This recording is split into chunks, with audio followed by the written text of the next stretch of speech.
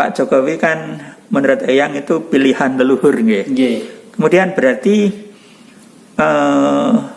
keamanan Pak Jokowi sebagai presiden itu selalu dilindungi juga oleh leluhur gitu ya. Hemat saya seperti itu. Makanya kemarin itu mengingat saya melihat situasi seperti ini kok keamanan beliau secara pribadi pasti leluhur ikut menjaga ya. Tetapi beliau sebagai leader yang harus sambung benang merahnya terhadap generasi selanjutnya, saya itu sampai mengadakan ruatan 5 orang di tempat yang di Biru sana, tempat moksanya Prabu Jayabaya di Singosari. Di Singosari hanya 5 orang ya, dengan sesaji yang lengkap, kebernya cuma 2 meter kali 1 meter, wayangnya cuma ya dewa-dewa Bathara Kala, Durga sama begebluk-begebluk itu. Dalang itu sambil nangis saya Mas. Karena apa? Karena bangsa negeri ini sudah lupa terhadap leluhur. Bahkan ada tokoh-tokoh agama yang mengatakan, awas, hati-hati.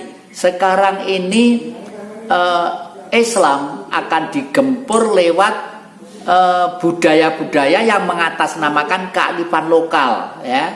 Oh, ada yang sesaji di tempat sumber-sumber, ada yang sesaji. Itu kan musyrik dan syirik. Dan ini adalah yang bertentangan dengan hukum Allah. Seperti itu. Nah, kalau sudah ada seorang penceramah seperti itu kan enggak gawat Mas ya.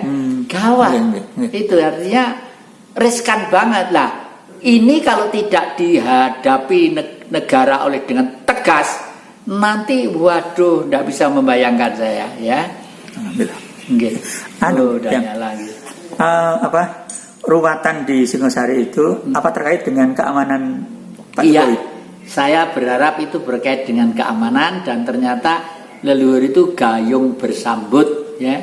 Setelah itu adik-adik ini ada gerakan merah putih ya, yang dipimpin seorang wanita dan anehnya ini dari Bengkulu. Darah Bengkulu, mereka itu kira-kiranya 7 orang.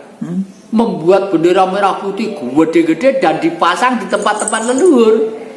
Meskipun di salah satu tempat di Candi di Malang bagian timur sana, waktu dipasang itu diturunkan oleh yang tugas di sana. Alasannya ini padahal masangnya tidak di candi, masangnya di luar dan sudah kula nuwun permisi sama lingkungan setempat RT RW gitulah. Gitu. Inilah yang disindir sama Bapak Profesor Agil Sirot bahwa hati-hati, bagaimanapun yang menentukan negara itu berwibawa dan punya pengaruh adalah budaya, bukan agama. Beliau itu ceramahnya sekarang tersebar di mana-mana dan bagus sekali. Kurang apa? Orang Timur Tengah di Arab sana melakukan syariat Islamnya dengan rajin ya. Sering pergi umroh, sering haji segala karena dekat segala. Tapi kenapa ratusan tahun perang tidak pernah selesai? Karena apa? Karena saya sana tidak berbudaya lah. Bangsa kita itu bangsa berbudaya.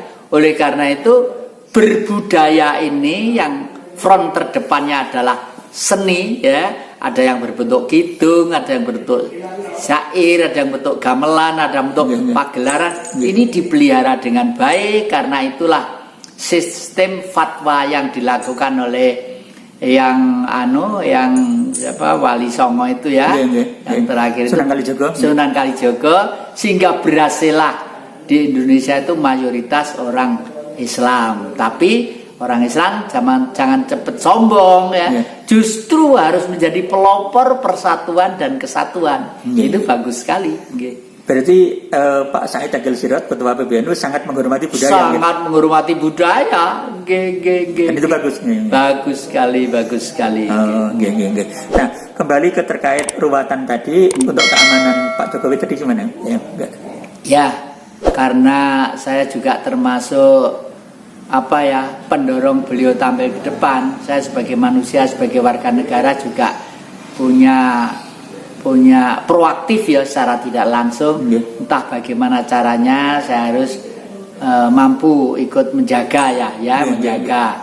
Ya artinya menjaga ya sebatas Jatikusumo sebagai pribadi yang tidak punya jabatan apa-apa. Ya. Saya juga belum pernah kenal dengan beliau itu, belum pernah kenal. Tapi sejak awal karena saya ditugaskan leluhur untuk mendorong beliau untuk menjadi orang nomor 1 itu, saya dengan teman-teman di Trowulan sana bergerak mulai A sampai Z itu ya. Tapi yakin beliau dilindungi leluhur ya? Saya yakin dilindungi leluhur. Seperti Bung Karno ya, di Granat di Cikini tetap seger ya. Di Idul Adha ditembak, ya tetap aja seger seperti itu. Makanya yang terakhir itu lalu diusir dari istana, hidup sendiri, dan hidupnya itu karena tidak punya duit sampai beli nasi pecel aja nggak mampu waktu itu ya. Konsekuensinya masih ya, tapi kan dilindungi terus ya. Bahkan perlindungan selanjutnya tak terbatas. Buktinya apa? Loh, akhir-akhir ini loh semakin tahun orang memperingati tentang 1 Juni lahir Pancasila, lalu 21 Juni lahirnya wafatnya Bung Karno, lalu juga 6 Juni ini hari lahirnya Pak Jokowi ya, bersamaan ya kelihatan ya. Itu kok banyak diperingati di mana-mana ya. Dan adik-adik yang mengibarkan bendera merah putih termasuk di pedepokan saya dipasang gede banget gitu ya. Itu kebetulan adik-adik itu kalau saya lihat itu masih keturunan Trah Bengkulu. Bengkulu itu siapa? Bu Fatmawati.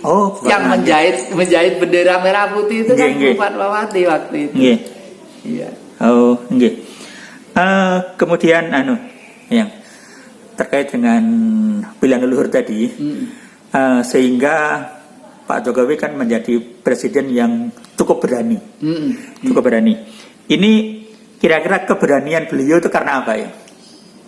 Kok presiden yang sebelumnya seperti membubarkan petrol gitu ya. Presiden sebelumnya kan tidak berani membubarkan. Tidak berani ya. Ya keberanian beliau karena nggak punya hitungan ya, nggak mikir. Pokoknya saya melaksanakan tugas oleh yang diketahui oleh perasaan beliau sendiri karena bisian guru sejati. Mungkin itu ya. Bisian guru sejati beliau. Jadi maksudnya apa? Setiap manusia itu punya bisian guru sejati. Panjenengan sebagai seorang koresponden juga punya bisian guru sejati. Siapa saja punya ya.